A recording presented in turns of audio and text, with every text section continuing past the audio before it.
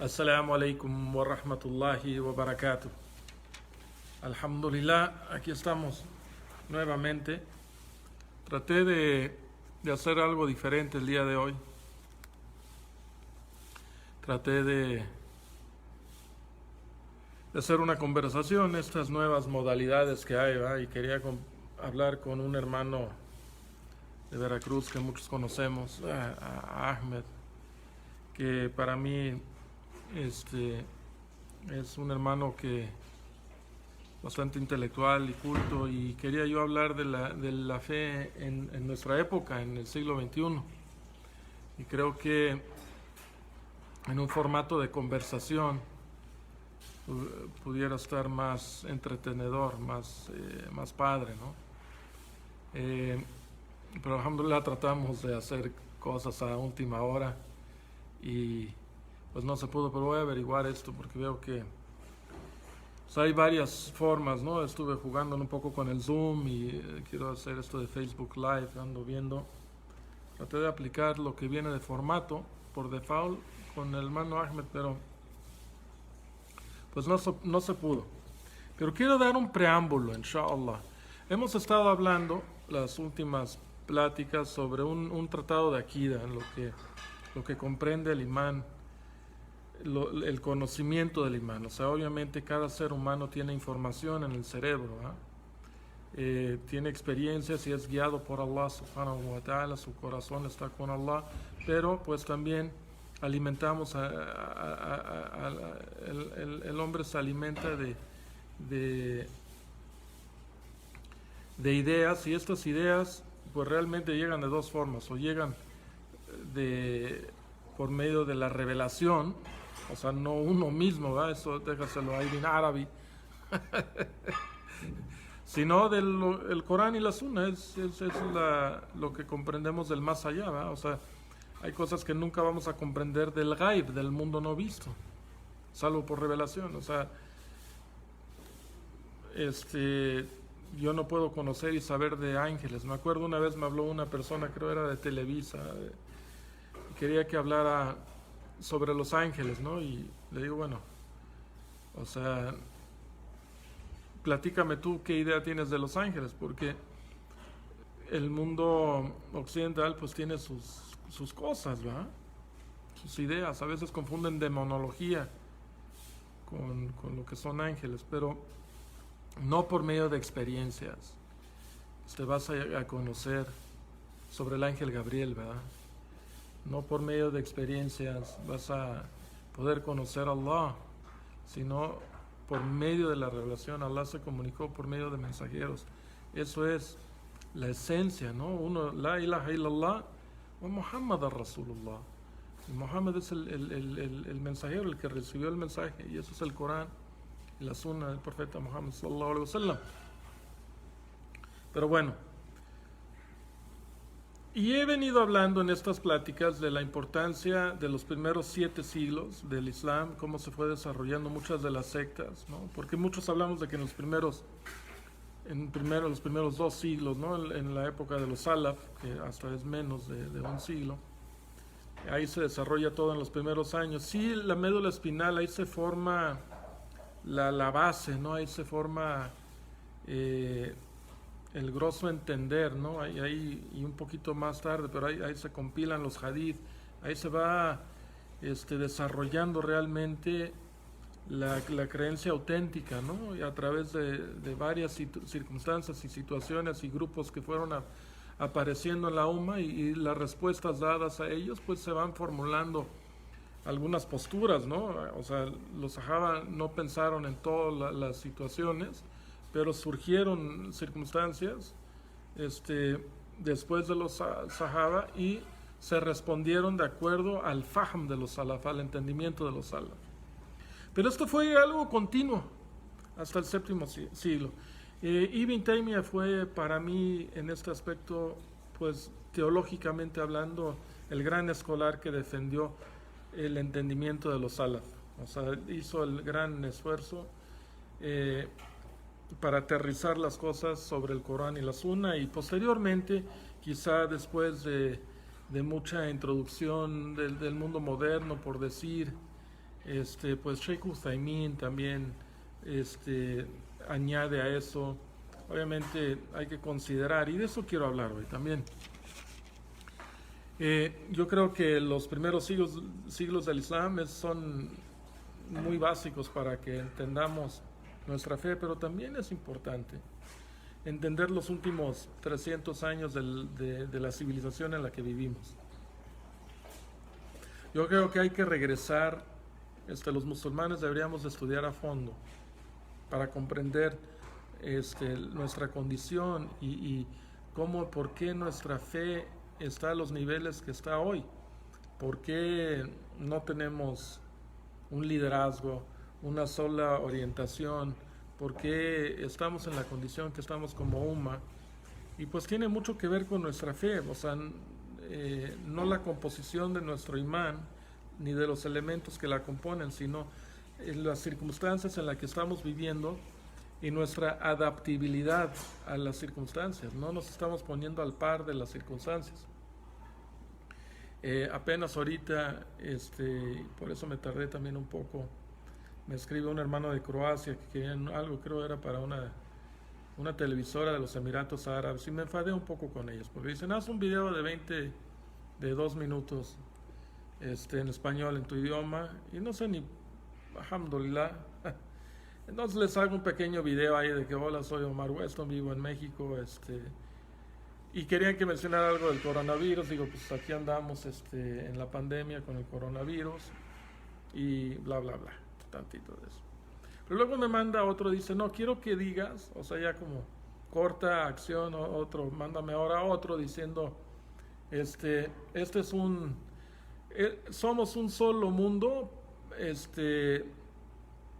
contra el coronavirus. Entonces ahí voy, salgo al jardín y hago un pequeño... Y mientras estoy haciendo el video, pues todo apurado para empezar a las 3 con ustedes, ¿no? Y le hago y pues se me hizo... Le digo, bueno, no somos un solo mundo, en ese aspecto.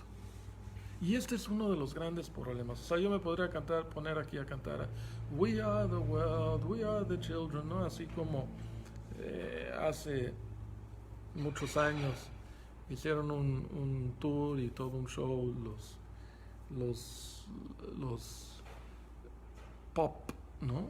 Los pop, como las palomitas pop. Pues los cantantes y los del show, ¿no? Todo muy romanticón y todo color de rosa, pero la vida no es así tan color de rosa. Cuando tienen algunos intereses, ciertos poderes, y están bombardeando y metiéndose, o sea, no está todo de color de rosa. Yo no he visto que hagan algún evento o algo para levantar fondos para los de Siria, ¿no? Y no me voy a meter a la cuestión política, solo quiero hacer algunas reflexiones de por qué estamos como hoy estamos. O sea, estuve viendo algunos datos estadísticos que creo son muy interesantes. El siglo XVII es el siglo, finales del siglo XVII, principios del siglo XVIII, de esta era moderna, ¿no? Cristiana, y eso es o sea, realmente nuestras fechas están basadas en esto. Pues el mundo, las estadísticas, aunque usted no lo crea, los musulmanes eran la gran mayoría de la población mundial. O sea, éramos la gran mayoría de la población mundial, y así fue. Del siglo XV, o sea, más de la mitad de la población mundial era musulmana. Hay que hacer un poco de ejercicio mental para entender esto bien, porque siempre entran prejuicios, pero si nos ponemos a contemplar, efectivamente así fue. Y se calcula que, por ejemplo, el imperio Mughal, el imperio musulmán de la India, era más de 150 millones de habitantes. Y luego tienes las islas de Malasia, Indonesia, las islas del Australia y esta parte de la región del mundo lejano del Pacífico de acá, este, las islas estas famosas islas. Luego tienes África. África, pues, en su gran mayoría había líderes musulmanes en diferentes lados del mundo africano. Y pues nomás en eso, que era el mundo no civilizado, quizá el mundo, y odio decirlo, el mundo esclavizado, porque algo que tenemos que entender, y es bien importante, es de que el mundo funcionaba con esclavos. El mundo funcionaba con esclavos. O sea, lo que luego analizaron Marx y Engels y esta guerra fría que se produjo entre la Unión Soviética y Estados Unidos, fue en base a un movimiento, todo es causa y efecto, todo salvo el Corán, que nomás es Qala Allah, Qala Rasul, o sea, es algo vertical. Pero cuando hablamos de términos horizontales en este mundo, estamos hablando de, o sea, hay algo que llega al otro, o sea, es como una consecuencia de, ¿no? Entonces, veamos, en el siglo XVIII, principios del siglo XVIII, estos datos, encontré dos fuentes con estos datos, y se calculaba más o menos que pues había más de 250 millones de musulmanes. En Europa, pues había como 50 millones de personas, y sus colonias, ¿no? Entonces incluye sus colonias y los europeos, todos pues eran como 150 millones. Y luego tienes China, ¿no? Y los chinos son una civilización por aparte, que tendríamos que ir viendo como musulmanes cómo los vamos a integrar a los chinos, ¿no? Hubo una gran época y fueron influidos por nosotros hasta el siglo XIII, muy influidos, ¿no? Y luego pues llegamos hoy y están prácticamente, les están lavando el cerebro y pues esas cosas asquerosas que están haciendo allá atrás de Mawara al-Bahar, atrás del río Indus, que era las tierras que los musulmanes ni les interesaba conquistar, que creían que atrás del río Indus, Mawara al-Bahar, de ahí llamaron Transoceanía, atrás del río Oceanía, los musulmanes antes del siglo, o sea, el siglo VIII, mediados del siglo VIII, decían, pues de allá para atrás de ese río, pues no hay nada, lo que pudiera haber, pues es el Gog y el Magog, a lo mejor por ahí llega. Y ¿no? Y efectivamente, pues llegaron, pues llegó el Genghis Khan, ¿no? 5 siglos después. Pero en esos 5 siglos de prosperidad islámica, ¿no? Pues los musulmanes pues cruzaron el río y se metieron bien a China, y de ahí tenemos la comunidad que hoy persiguen el gobierno chino, ¿no? O sea, es una comunidad antigua, ¿no? Desde la guerra de Talas, o sea, hay que leer un poco sobre el Talas, la guerra del Talas, como los musulmanes, los chinos invadieron el mundo musulmán y como reacción, porque estaban aprovechando el conflicto interno entre los Omeya y los Abbas, y aprovecharon. Pero volviendo al tema, o sea, viendo Europa como fue en esa época, en el siglo XVII, estaban bastante atrasados, ¿verdad? Pero empezaba por el residuo del Renacimiento, en el cual los musulmanes tuvieron mucho que ver, porque influyeron sobre el pensamiento de los cruzados, influyeron sobre el pensamiento. O sea, finalmente estos pueblos bárbaros europeos que trataron de unificar por medio del Sacro Imperio Romano desde Carlo Magno, ¿no? Empezaron a tratar de ir creciendo, y este grupo de monásticos, este grupo de religiosos que trataron, les interesó mucho el poder. Tanto fue que en principios del siglo XI, pues se separaron del Imperio Bizantino, ¿verdad? Y formaron lo que es hoy el Sacro Imperio Romano, o sea, lo que se conoce hoy como el Sacro Imperio Romano, pero pues eran pequeños grupos de líderes religiosos que vivían en conventos, en monasterios, y manejaban las universidades y la educación de quienes ellos querían educar. No todos se educaban, o sea, porque estaba la esclavitud. Y los musulmanes no se libraban de esto, aunque se fomenta la esclavitud. Eso es algo que hay que analizar con profundidad, ¿no? Es un tema de la modernidad para los musulmanes, hacer análisis, entender cómo la fuerza laboral, cómo viene. Y bueno, voy a hacer un pequeño recorrido, inshallah, de cómo estamos hoy. A lo mejor estos temas les aburren, pero creo que es importante como musulmanes que reflexionemos nuestra condición hoy. O sea, la Europa bárbara, pues empezó a sofisticar de cierta forma. Y se empezó a sofisticar con dos eventos importantísimos. Uno fue la Reforma, y también, previa a la Reforma, la conquista de América. Esto fue algo muy atinado, ¿no? Aunque Soleimán el Magnífico ahí se quedó corto, los turcos estaban más enfocados. Los turcos realmente tienen muchas cosas que se les juzga, ¿no? Es que ellos, por qadr de Allah, o sea, se enfocaron más a la expansión hacia Europa, ¿no? A veces no se entiende del todo qué objetivo perseguían, mientras que el mundo islámico estaba en decadencia total, ¿no? Y no estaban fortaleciendo las estructuras del mundo islámico. Pero se enfocaron en estar metiéndose más y más a Europa. Habría que analizar este tema, ¿no? Pero mientras tanto, o sea, siguieron la corriente, ¿no? Porque finalmente tumbaron Constantinopla, que fue la última guarida de los cristianos en Asia, ¿no?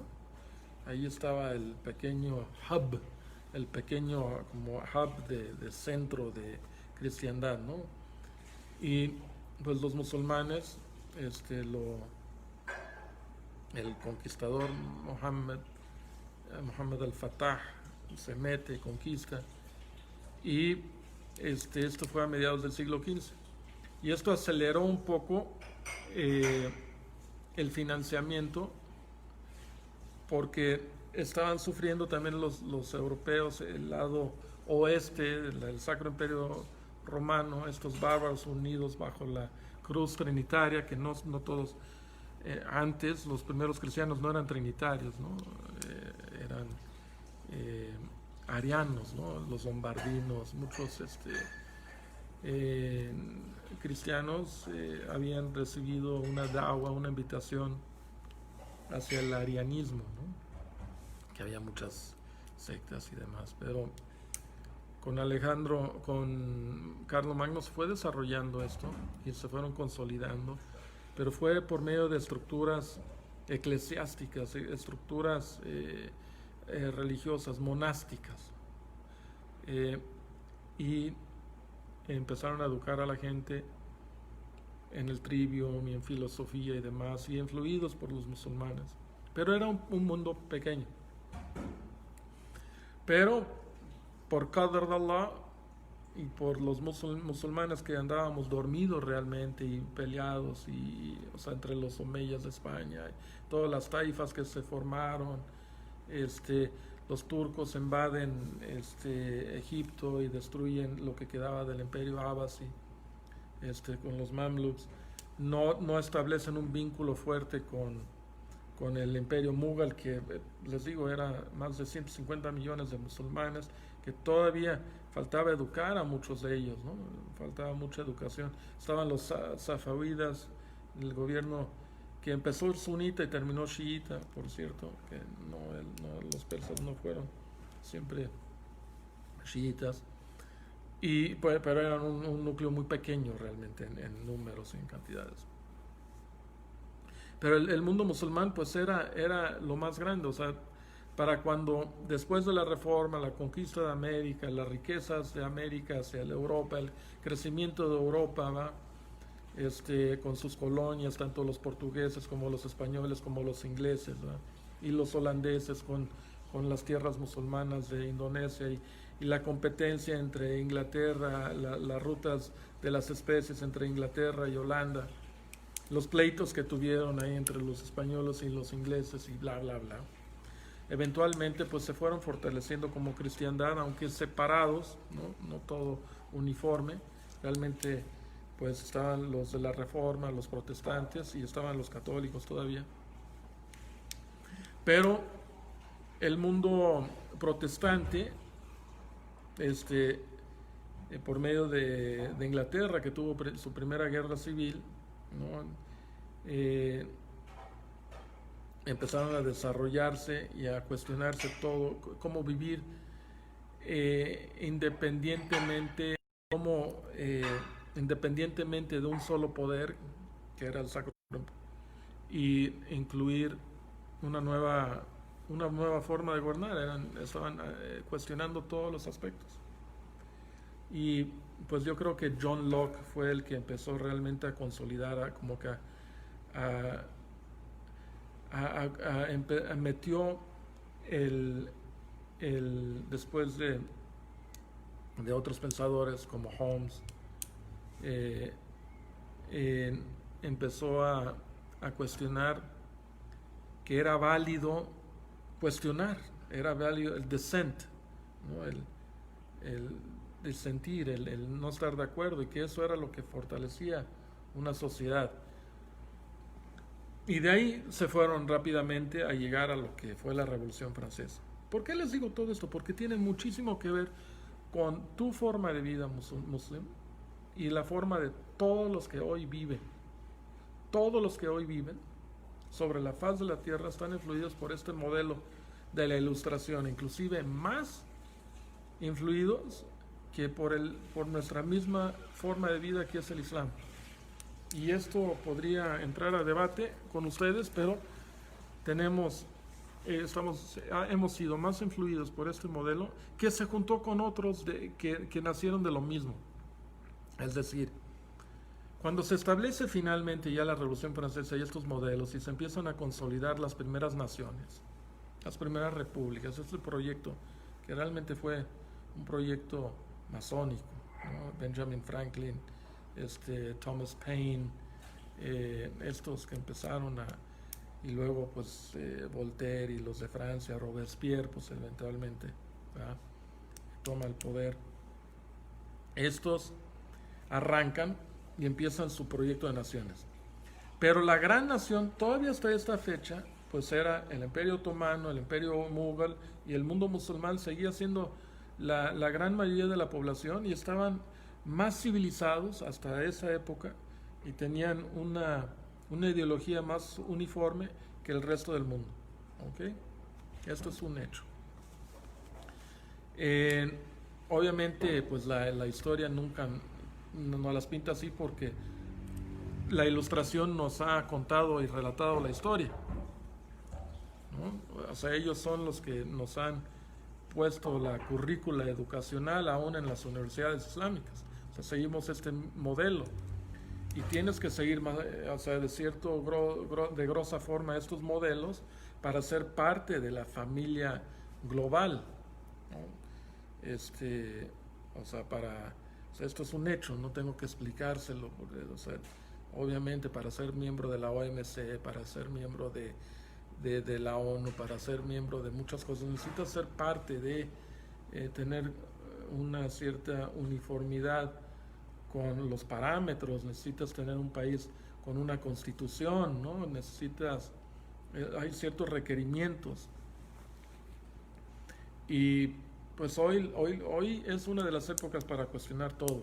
Ahorita, en estos siguientes años, lo preocupante será lo que se viene, ¿no? Este nuevo reajuste, se viene fuerte, y se va a dar orgánicamente en un principio, se va a dar naturalmente, pero luego va a salir un nuevo modelo global, y ese es el que me preocupa. Yo creo que ese sí ya podrá ser muy, muy del Dal-Yal, ¿no? Y no quiero sonar así, pero sí. O sea, el gobierno del Dal-Yal va a ser más de control, ¿no? Y en unas épocas donde la gente ya va a estar desesperada, no va a haber comida, ¿no? Y pues él va a llegar a solucionar estas situaciones, va a tener un liderazgo firme y que Alá nos proteja. Tampoco es como la pintan algunos, o sea, pero sí hay algo, este gobierno controlador habría que tener cuidado. Eh, no es el ideal, pero bueno. Muchos seguimos, somos realmente eh, lo que más ha afectado en los últimos 100 años es el modelo económico, porque hemos como que aprendido que somos materialistas en base y que con el dinero se hace todo. Y pues seguimos algunos modelos. Yo creo que la Ilustración puso las bases, pero luego llegó uno de los intelectuales de este pensamiento, fue Adam Smith, que empezó a analizar el Imperio Británico, el funcionamiento de la economía, y dio unos parámetros y dijo muchas cosas, pero entre ellos de que el valor agregado, sacar dinero, el querer sacar dinero, el formar capital, es bueno para el bien social. Y este modelo se fue dando y fue coincidiendo con la revolución industrial, ¿no? Luego tuvimos la revolución industrial y todo esto tiene mucho que ver con nosotros, hermanos, porque influyó muchísimo. Esto fue lo que derrotó el Imperio Otomano, ¿no? O sea, nuestro jalifa en aquel entonces, que pues, aunque fue un poco de títere y no fue de los mejores, pues estaba leyendo a Sherlock Holmes, y fue al palacio de Crystal Palace de la reina Victoria, a maravillarse por la nueva maquinaria y el display de la nueva tecnología del Imperio Británico en esa época. Y así fueron. Y los otomanos, pues luego quisieron poner trenes, hacer acuerdos para poder contratar estas nuevas maquinarias y todo para el mundo musulmán, ¿no? Y de hecho ya estaban haciendo un riel de Medina hasta que iba a entrar a Europa, ¿eh? Eso no les pareció mucho. Y no es casualidad que lo que hicieron los rebeldes árabes fue destruir este ferrocarril. Pero Adam Smith empieza a ver la economía y en la época de Adam Smith, que fue la época también de Abraham Lincoln, mucho pasó en estas épocas. Estaba todavía la fuerza laboral, todavía había esclavos, o sea, los padres de Estados Unidos, este nuevo modelo de la Ilustración, incluía en su paquete la esclavitud y traían esclavos de África que les vendían los mismos musulmanes, ¿no? O sea, la fuerza laboral era la esclavitud. Pero luego empezó un movimiento de abolición, ¿no? Tratar de acabar con la esclavitud empezó en varios lados y fue un movimiento que creció. Y ahí es cuando llega Marx, ¿no? Y empieza a cuestionar el capitalismo en sí, o sea, después de que Adam Smith dijo que pues es bueno querer capitalizarse, es bueno porque así se mueve la economía de una forma orgánica. Uno va sacando dinero y si necesita empleados y así va creciendo de forma orgánica y a muy grandes rasgos, hermanos. Luego llega Marx y empieza a cuestionar esto. Él estudia a Adam Smith, estudia la economía, pero él empieza a ver que pues es mejor, busca tu tiempo libre, despréndete, ya no seas un esclavo de las de estas nuevas industrias que crecían, sobre todo en Inglaterra, ¿no? Y Engels, que fue un inglés justamente de Manchester, un hijo de un empresario que tenía las fábricas de algodón, de las primeras de spinning, ¿cómo le decían a la máquina de coser? De spinning jenny, ¿no? Ahí empezó la gran industrialización, traían el algodón de la India y ellos hacían ropa y demás y empezaban a hacer cosas masivamente y empezó esta cuestión de los empleados que trabajaban en este tipo de fábricas y Marx empezó a cuestionar todo esto y pues crea como una rebeldía ante la clase capitalista y empieza a darle mucho valor a la fuerza laboral, a la clase, los que trabajaban ahí, aunque los que trabajaban ahí estaban desconectados de la cuestión, o sea, no identificaban su labor con el producto final, ¿no? En muchas de las cuestiones industriales específicas no identifican su labor con el producto final. Entonces empieza este cuestionamiento marxista y pues ahí se quedó realmente en teoría, pero en la Unión Soviética empiezan a agarrar este modelo y coincide con muchas filosofías de la época, como el darwinismo, el Darwin socialmente hablando, ¿no? O sea, Darwin creía que la sobrevivencia de los más fuertes, ¿no? Y pues Lenin de lo primero que hizo fue poner un museo de antropología y empezar a educar a la gente que venimos del chango, ¿no? O sea, que fuimos evolucionando o sea, la especie más fuerte. Aunque Marx no seguía de todo esto. Marx era de la idea de que puedas liberarte, ¿no? O sea, él pensaba que si dejabas a ciertas empresas trabajar, que hagan el dinero, entonces ellos de lo que eso rinde, el gobierno te puede mantener y puedes vivir libremente como gustes, ¿no? O sea, él valoraba mucho el tiempo, que no tengas un patrón, ¿no? Pero luego se vino la Segunda Guerra Mundial y todo se recuestionó. El marxismo, ese marxismo utópico se convirtió en el stalinismo, dictador donde un solo gobierno controlaba todo, ¿no? Y pues tiempo libre realmente no había y pues destruyeron con el capital y luego llegó Keynes y luego empezamos el modelo económico de Bretton Woods. Pero creo que es importante considerar a Milton Friedman, donde realmente Milton Friedman cuestiona la fuerza de un gobierno tan grande, porque recuerden que Roosevelt, para salir de la Gran Depresión, construyó un gobierno muy grande y muchas dependencias económicas, muchos gobiernos, o sea, muchas instituciones gubernamentales muy fuertes.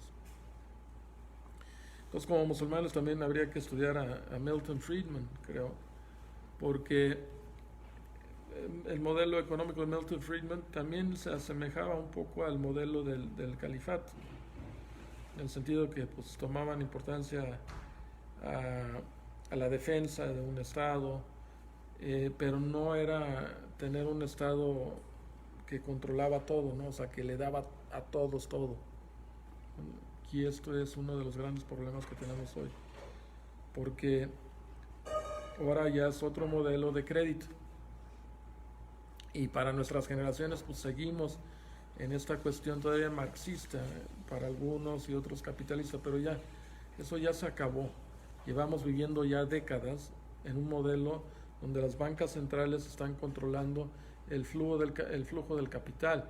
O sea, no se está generando un capital genuinamente de los capitalistas, sino los estados están rescatando. O sea, en Estados Unidos, por ejemplo, lo vimos de una forma agigantada, pero se estaba dando aún antes. Y es después del golpe que hubo en el 2008, el golpe económico, pues el gobierno inyectó miles de millones de dólares al sistema, y este dinero pues se lo estaban dando a los CEOs, a la directiva de las empresas, y estas empresas usaron el dinero para ellos mismos fortalecer. O sea, estaban dando dinero para un pequeño grupo de empresarios, y ellos decidieron qué hacer con ese dinero, y lo que terminaron haciendo es crear una mega inflación en la que estamos viviendo hoy, que ni cuenta nos damos. La mayoría de la gente no se da cuenta de que estamos viviendo una hiperinflación, ¿no? ¿Por qué? Porque lo que está infladísimo es la bolsa de valores, ¿no? Pero hiperinflada. ¿Pero por qué pasó esto? Porque estas grandes corporaciones que fueron rescatadas, y muchos otros que empezaron a recibir créditos sin ningún interés, ¿eh? Y esto ya llevaba tiempo, pues todo el dinero que agarran préstamos y compran su empresa, suben el valor de su empresa para que la gente siga comprando sus acciones. Entonces se infló, ¿no? Se infló de una forma tremenda, y esto pasó alrededor del mundo. Desde los 80 empezó gradualmente con intereses, y luego terminó siendo sin intereses. Todo el mundo agarró créditos, ¿no? Aquí en México era tan evidente, ¿no? Viendo tantas plazas comerciales, construcciones y todo lo que veíamos, que el desarrollo y que está creciendo, pero era puro dinero prestado. Las empresas se inflaban ellos mismos, ¿no? Se inflan, diciendo pues tenemos, porque ellos mismos con el dinero que entra, el dinero sin intereses, compran sus acciones y pueden fortalecer, y ellos mismos son dueños de muchas de las acciones, ¿no? Son pocos pero ahora pues tuvieron un golpe por toda la deuda que hay en el mundo. O sea, va a llegar el punto de, bueno, ¿a qué horas van a empezar a pagar y cómo van a financiar lo que deben? Y ese es el gran problema de hoy. Vivimos otro modelo económico, no es keynesiano, o sea, de salpicar y toda esta idea, tampoco es marxista. El problema central son los créditos. Y pues ahora las economías ya no tienen tanto acceso a esos créditos, y se va a poner peor y peor, porque ahora van a ser más selectivos en a quién le van a dar los créditos, porque ahora todos quieren un rescate, no solamente los bancos y el Infonavit o Freddie May y el Infonavit Gabacho, ¿no? Sino ahora todos quieren, ahorita todos quieren dinero, ser rescatados y dinero fácil,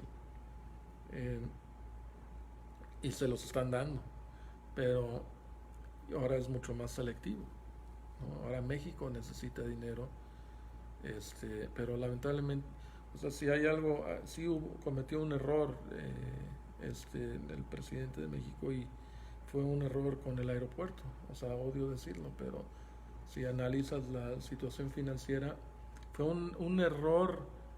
O sea, si vas a cambiar de modelo, cambia de modelo completamente y busca ser autosuficiente. Pero pues, si estás siguiendo el modelo que ahora él se ve que pues, no hay otro, ¿no? Por eso se están poniendo a venta tantos bonos mexicanos, y son bonos basura ya. Pero si vas a entrarle al juego de los créditos y conseguir dinero prestado y demás, y que compren bonos, necesitas considerar que tu credibilidad, ¿no? Y porque si tenías un proyecto gigantesco que era el Aeropuerto Internacional de México, y estaba entrando dinero, estaban siendo financiados en este mismo modelo como el que todos seguimos de crédito, y tú dejas terminas tu proyecto, pues te van a dar una mala calificación. O sea, no les está siguiendo el juego. Y pues y algo que hacían bien los gobiernos anteriores era, o sea, se robaban todo lo que quieras, pero seguían el juego, seguían el jueguito, el sistema de los bancos centrales para que siga. Pero ahora eso se acabó, porque ahora les digo que va a ser selectivo, se va a volver más nacional. Los créditos para China van a ser para China, ¿no? Y ahora también van a empezar a vender bonos de Estados Unidos, y las cosas van a cambiar drásticamente. Y todo esto influye sobre nosotros los musulmanes, porque yo veo que estamos muy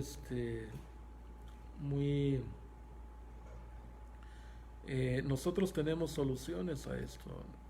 El Islam no solamente es creer en Allah y en su mensajero, sino es una forma de vida, es una creencia, tenemos que actuar, tenemos que ir buscando. Yo sé que hay muchas responsabilidades sociales y tenemos que visitar a los enfermos, y hay muchas cosas que pues ahí están los activistas musulmanes, pero estamos activos en cosas a veces muy sistemáticas, y nos encontramos con el mismo problema sistemático, y no estamos rompiendo con el esquema. Ahorita es como para que empecemos o sea, Allah dice en el Corán que si siguiéramos a la mayoría, se desviarían del camino, ¿no? Solo los peces muertos nadan con con la corriente, ¿no? O sea, los musulmanes deben de ir buscando, nosotros como musulmanes, nuevas cosas, ¿no? Ver si ellos van para allá. Y el profeta sallallahu alaihi wasallam dijo esto. Por eso es hora de ser de los Gurabá, pero cuando digo de los Gurabá no implica de estos con su paliacate, los mujahedín, estos de allá. Ese no es ellos son los que como que se agarraron esa insignia, y ellos se sienten los Gurabá, pero pues son los rebeldes del mismo sistema. Nosotros tenemos que ir más allá y ver cuál es el problema real y cómo podemos ir aplicando el Islam en nuestra vida. Debemos de buscar aprovechar oportunidades que se están dando hoy. Hoy hay muchísimas oportunidades nuevas. Se está debilitando, y los próximos 5 años se va a estar debilitando el sistema a nivel mundial. Esto, por más que le inyecten a la bolsa ahora, nomás van a hacer la burbuja más grande, y va a tener que reventar. No es sostenible.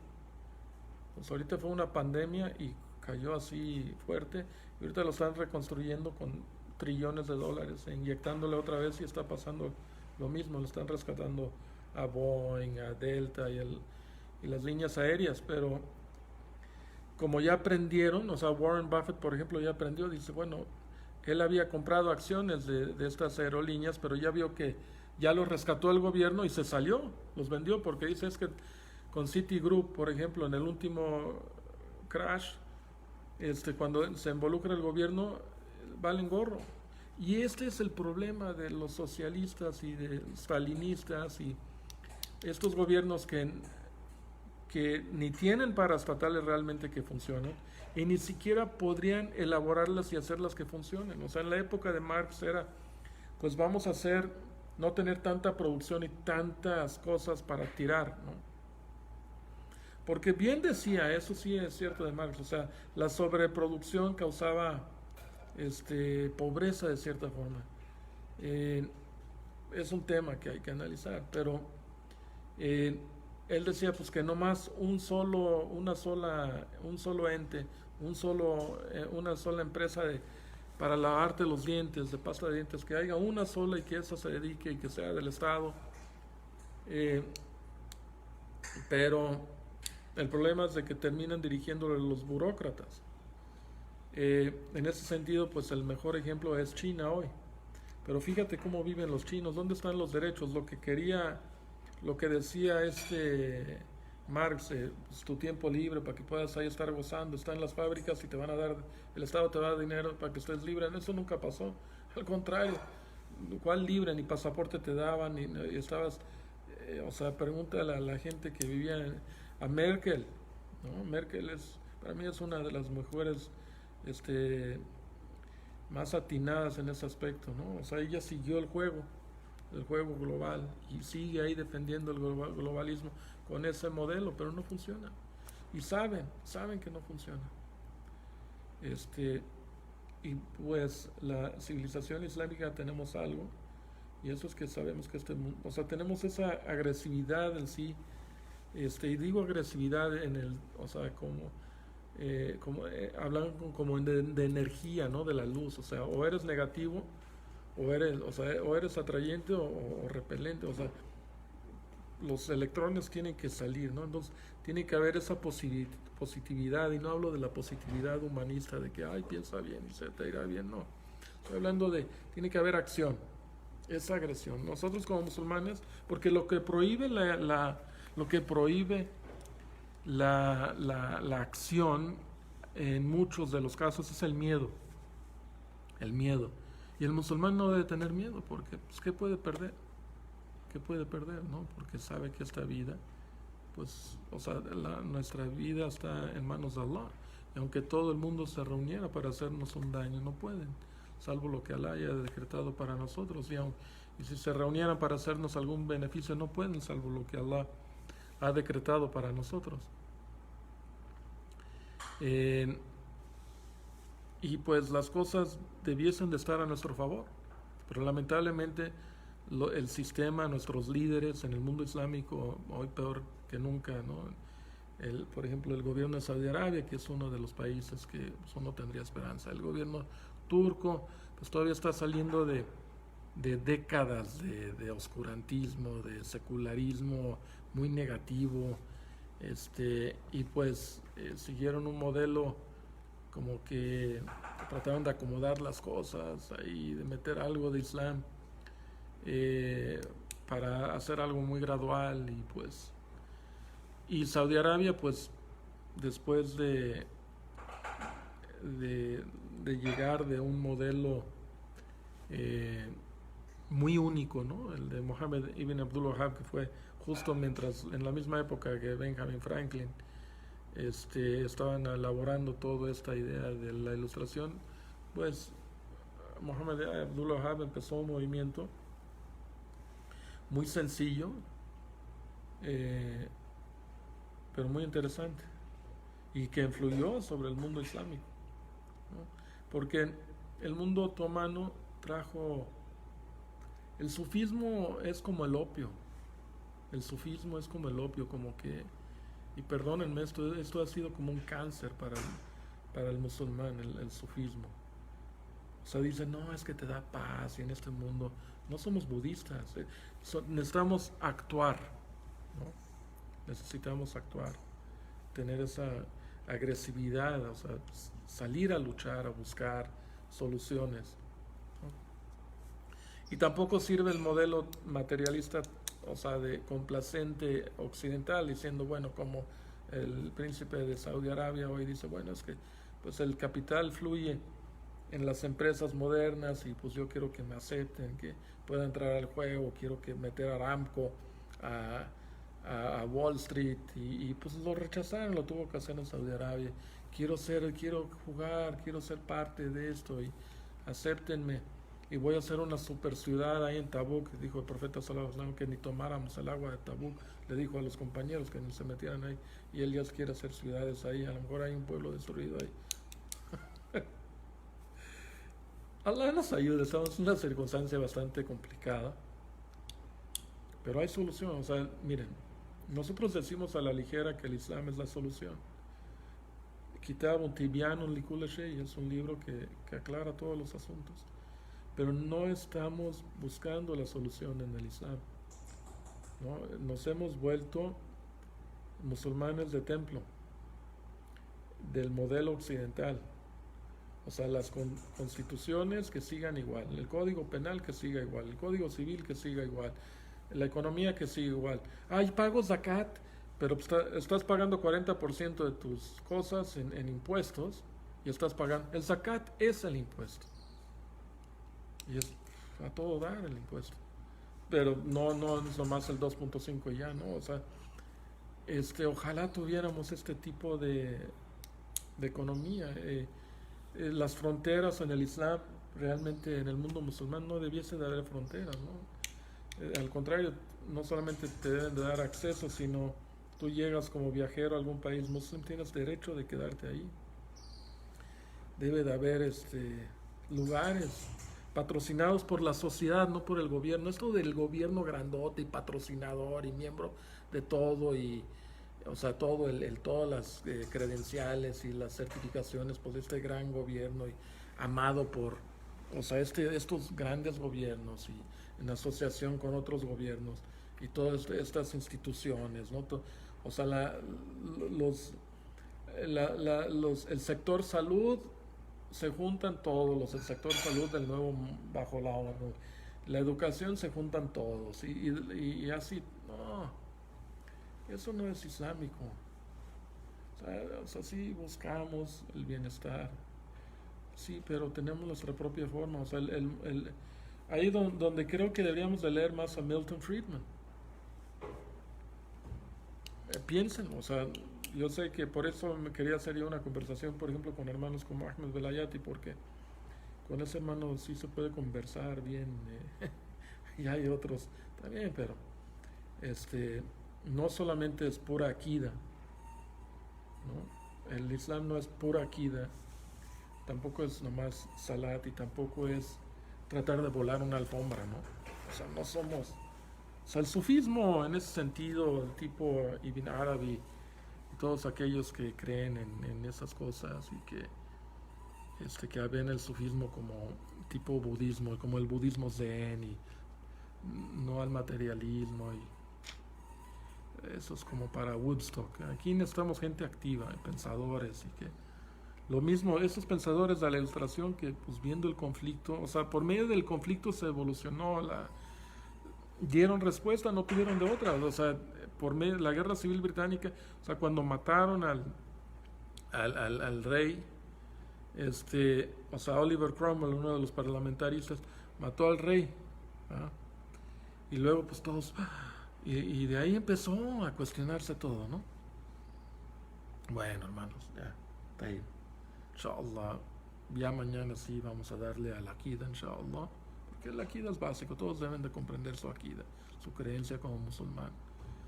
Deben de comprender el fiqh, aunque pues seguimos el 15% del fiqh en este mundo hoy, ¿no?